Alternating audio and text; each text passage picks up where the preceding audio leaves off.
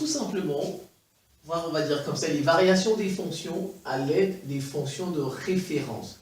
En fait, ça veut dire quoi? On va vous donner une fonction, mais dans cette fonction, au sein de cette fonction, il y a des fonctions de référence. Et il faut déterminer les variations de la fonction qu'on vous a donnée.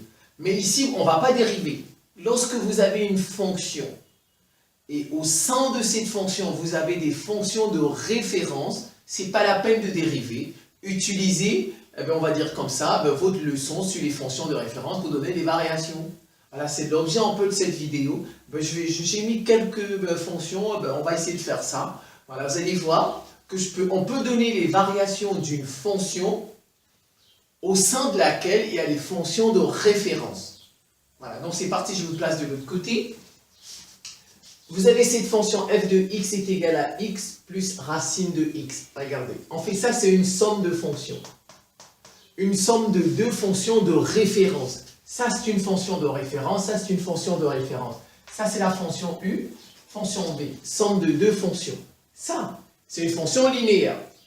Y égale ax. Ici, a c'est 1. Donc y égale x. Donc a c'est 1. Vous êtes d'accord? Ça, la fonction u c'est ça. Et ça c'est la fonction racine carrée. C'est aussi une fonction de référence. Vous voyez, donc on peut... donc je vais commencer par celle-ci.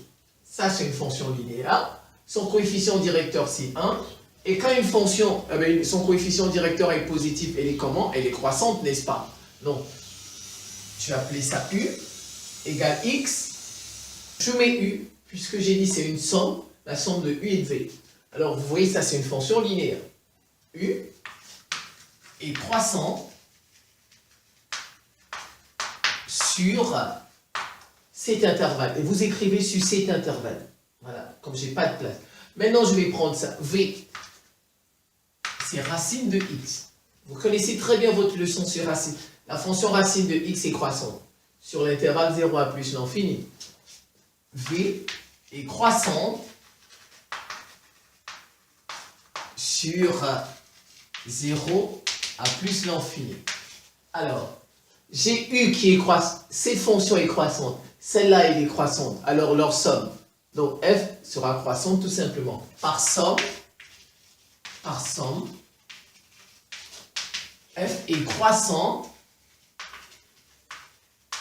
sur 0 à plus l'infini. Et bien voilà, ça, vous voyez, j'ai donné les variations de f à l'aide des variations des fonctions de référence. Je n'ai pas dérivé. Je n'ai pas dérivé f. Alors je vais passer ici. On m'a donné 1 sur x moins 4 et voilà son domaine. En fait, c'est de la forme 1 sur u. C'est une fonction inverse. On peut dire ça, c'est une fonction inverse. Je vais faire son domaine, ces variations dans chacun des domaines. Si je dérive, je n'ai pas besoin de dériver cette fonction. Qu'est-ce que je remarque? En fait, je vais décomposer. Ça, c'est une fonction inverse. Mais ça, x moins 4, ça, c'est une fonction affine. Vous voyez, en fait, cette fonction, elle est composée, la fonction f, elle est composée d'une fonction inverse et d'une fonction affine. Le dénominateur est une fonction affine.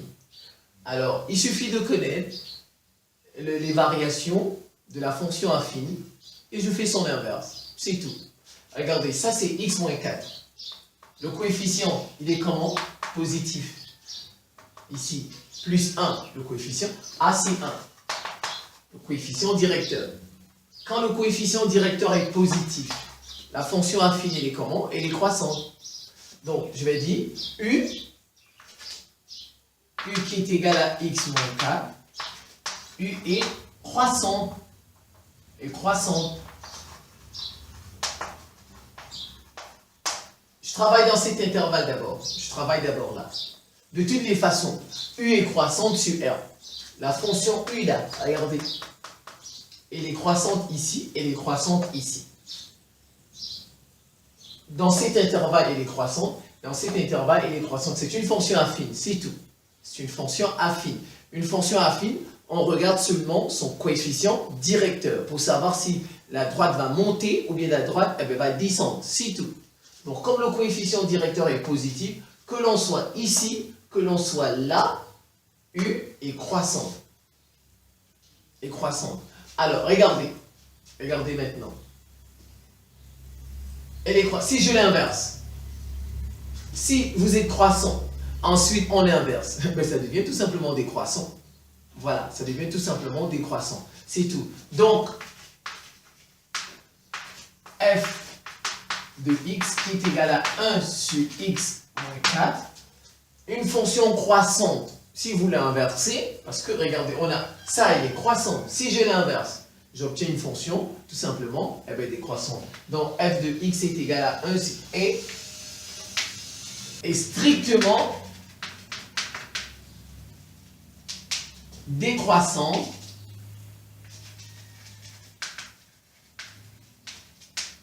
sur f, sur son domaine. Sur tout le domaine, cette fonction, elle est décroissante. Je n'ai pas eu besoin de dériver. J'ai utilisé tout simplement les propriétés, on va dire comme ça, des fonctions de référence. Je vais passer à celle-ci. Regardez, ça c'est la fonction, c'est R, la fonction carrée. Ça c'est la fonction carrée, ça c'est la fonction carrée. On lui a ajouté 4, on lui a enlevé 4. Ici on lui a ajouté, c'est la fonction carrée. Vous voyez une fonction carrée. Tout ce qui nous intéresse, c'est ça, c'est le carré. Quand on lui ajoute un nombre, une constante, ou bien qu'on lui enlève une constante, la constante que vous voyez, elle n'a aucun effet sur le carré, sur le x carré. Cette constante qu'on a enlevée, elle n'a aucun effet sur le x carré. Aucun.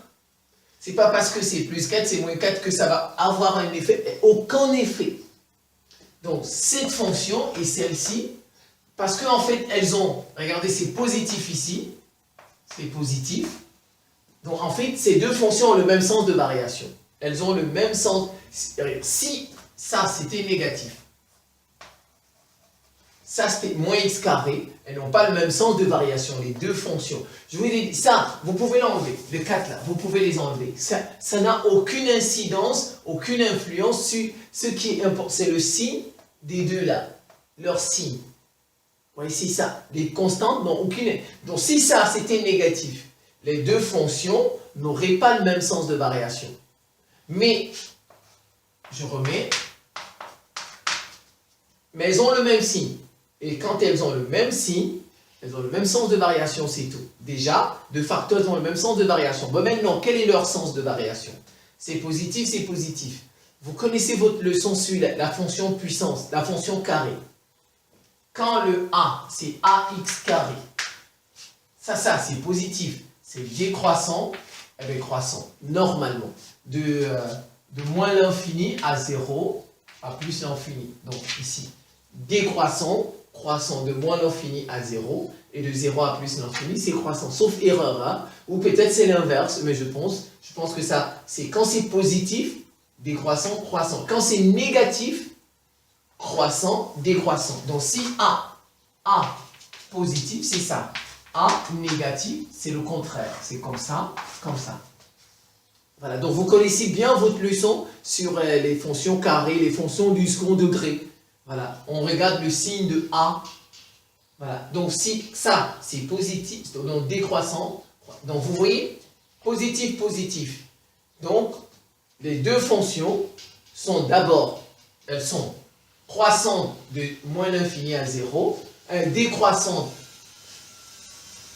Vous écrivez tout simplement de moins l'infini à 0. F et G sont décroissantes. F et G sont strictement décroissantes, comme on l'a dit ici. Et sur de 0 à plus l'infini, F et G sont croissantes. Vous voyez, on n'a pas besoin de les dériver. Ce sont des fonctions de référence, tout simplement. Maintenant, je vais passer ici. Ici, c'est la même chose. Regardez, le moins 3, il n'a aucune influence sur ça.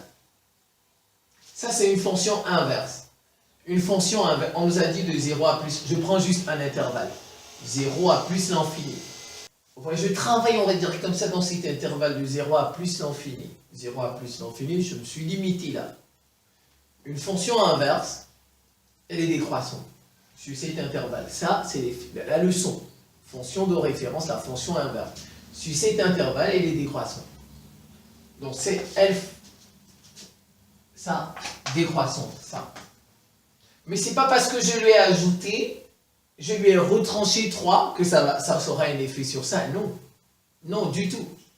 Voilà. Donc le moins 3, le fait de retrancher 3 à la fonction inverse, ne fera pas que ce sera positif. Non. Non, ça va changer. Non, du tout. Si c'était un produit, une multiplication, d'accord, une multiplication, ça change un peu. Ça dépend maintenant du signe de celui avec lequel on fait la multiplication. Si le signe est positif, la fonction sera peut-être croissante. Si le signe est négatif, mais ici c'est une soustraction. On a enlevé 3. Quand on enlève ou bien on ajoute, ici, ajouter ou enlever n'a pas d'effet sur la fonction. N'a pas d'effet. C'est sauf la multiplication qui a un effet. Voilà. Si on ajoute une constante, je précise bien, on ajoute une constante. Je n'ai pas dit on ajoute un x. Si on ajoute un x, ça change tout. Ça change tout. Si on ajoute une constante ici, comme ici, ou si on retranche, ça n'a pas d'effet sur les variations de la fonction. Sauf s'il s'agit d'un produit. Si on fait fois, voilà, ça peut changer. Voilà. Donc ça, cette fonction aussi, elle est décroissante. Tout simplement, elle est décroissante. Maintenant, je vous ai mis f et g. F et g. F c'est racine de x. La fonction racine, elle est comment? Comme on a dit tout à l'heure ici, elle est croissante. Donc f, elle est croissante. Sur 0,1 plus l'infini. Mais regardez, en fait, g c'est qui? C'est moins 2 fois f. Vous voyez, g que vous voyez là, c'est moins 2 f de x. Vous êtes d'accord? Vous avez une fonction croissante, mais qui est multipliée par une constante négative. Regardez, c'est pas comme ici. Ici, c'est une soustraction. Ça n'a pas d'incidence sur ça.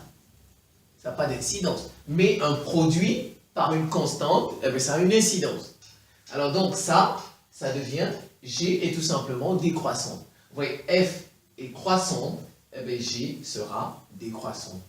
Donc quand on multiplie une fonction par une constante, par k, vous regardez le signe de la constante. Si la constante est positive, la fonction sera croissante, mais avec celle-là. Mais si la constante est négative, tout simplement, elle va faire le sens contraire. Alors ici, on a f et on a g, on nous dit f plus g. Ça déjà, c'est une fonction carrée. La fonction carrée, on nous a précisé les intervalles. Ça, je fais sur l'intervalle moins l'infini 0. Ensuite, je fais sur l'intervalle 0 à plus l'infini. Alors, si c'était, je fais f plus g. Regardez ça. Sur cet intervalle, elle est décroissante. F est décroissante. Ici, sur cet intervalle, f est décroissante. Ça, c'est une fonction linéaire. Affine, autant pour moi. Une fonction affine, son coefficient, c'est 2. C'est croissant, puisque 2 c'est positif. Donc, il est positif. Il est croissant. G est croissante. G est croissante. Donc décroissante. Vous voyez que dans cet intervalle, f plus g, on ne peut pas conclure. Regardez bien, on est dans cet intervalle. Dans cet moins l'infini à 0, la fonction, elle est décroissante. La fonction carrée. Mais cette fonction, elle, dans R, elle est croissante. C'est une fonction affine. A, c'est 2, c'est positif, croissant. Regardez, on est dans cet intervalle. On a une fonction décroissante et une fonction croissante, leur somme. Toi, tu décrois, lui, il monte. Qu'est-ce qu'on peut dire? On ne peut conclure. Donc, sur cet intervalle, ici, on ne peut conclure. Sur les variations de f plus g, on ne peut conclure. Maintenant, je vais passer à cet intervalle. Ici, sur cet intervalle, elle est croissante. F est croissante sur cet intervalle. Bon, ça, elle est croissante. G est croissante. g elle est toujours croissante, eh bien, c'est une fonction affine. Donc, dans cet intervalle, on a une fonction croissante, donc f plus g est comment? Est croissante. Est croissante tout simplement. Alors, venons maintenant ici, c'est f moins g. F moins g. Je viens f moins g. En fait, ça, c'est une somme aussi. Je peux l'écrire. F plus moins g. C'est une somme. Alors maintenant, regardez, c'est moins g. Si ça... Alors, regardez bien. Elle est croissante, n'est-ce pas? Elle est croissante. Mais quand ça devient négatif, ça veut dire que le coefficient sera négatif. Maintenant, on aura moins 2 à cause de ce moins. Alors, quand c'est positif, c'est croissant. Quand c'est négatif, c'est comment? C'est décroissant. Alors, vous avez une fonction décroissante et moins g qui est décroissante. Si on fait la somme, décroissante, ça, c'est tout simplement décroissant, n'est-ce pas? Donc, f moins g, sur cet intervalle, de moins l'infini à 0, cette différence de deux fonctions, elle est décroissante. Elle est décroissante. Mais regardez maintenant, je reviens un peu sur ça, la différence entre ces deux fonctions. On a dit, montrer un peu la différence entre les deux. La différence est juste au niveau de la courbe. Au niveau de la courbe, par exemple, celle-ci, comme c'est moins, alors donc l'incidence, regardez, c'est juste au niveau de la courbe que le moins 3 est important, c'est tout. Ou bien le plus 4 que vous avez ici, le moins 4. Regardez, je vais prendre ça, je suppose. Ça, c'est 1 sur x. Supposons elle fait ça. Elle est décroissante. Regardez ça. Si vous voulez tracer G, ça c'est CF. Si vous voulez tracer G, c'est comme X, 1 c'est comme F, mais vous descendez de 3. Le moins veut dire on descend de 3. Regardez ce point qui est ici. Le point qui est là, n'est-ce pas? Il est au niveau de 4. Si je veux trouver le point qui va dessus, on descend de 3. 1, 2, 3. En fait, il va commencer ici. Ce point, il sera ici. Donc, en fait, la courbe, elle sera, je vais prendre ça. Il est ici, à 2. De là, il va descendre de 3. 1, 2, 3. Il sera ici. Donc, en fait, ça va faire ça. Et G est 3 fois en dessous de F. Ça. Voilà la seule influence des constantes. C'est au niveau de la courbe. Comme celle-ci, par exemple, ça c'est plus 4. C'est plus 4, moins 4. Donc, cette fonction, elle sera 4 fois au-dessus de la fonction x carré. C'est ça, elle sera 4 fois en dessous de la fonction carrée. Elle sera 4 fois au-dessus de la fonction carrée. Comme vous voyez ici, celle-ci, elle est 3 fois en dessous de la fonction f. Regarde, f par est ici, et elle est 3 fois en dessous. Si vous voyez cette distance jusqu'ici, elle est descendue de 3. Voilà, je vais passer rapidement à celle-ci et on va terminer celle-là. Regardez, ça c'est la fonction racine de x. Elle est croissante. Même si c'est moins 1, elle est toujours croissante. Celle-ci, même si c'est plus 2, elle est toujours croissante. Et même si c'est moins 2, elle est toujours croissante. Les constantes n'ont pas d'effet, juste au niveau de la courbe. C'est par exemple racine de x.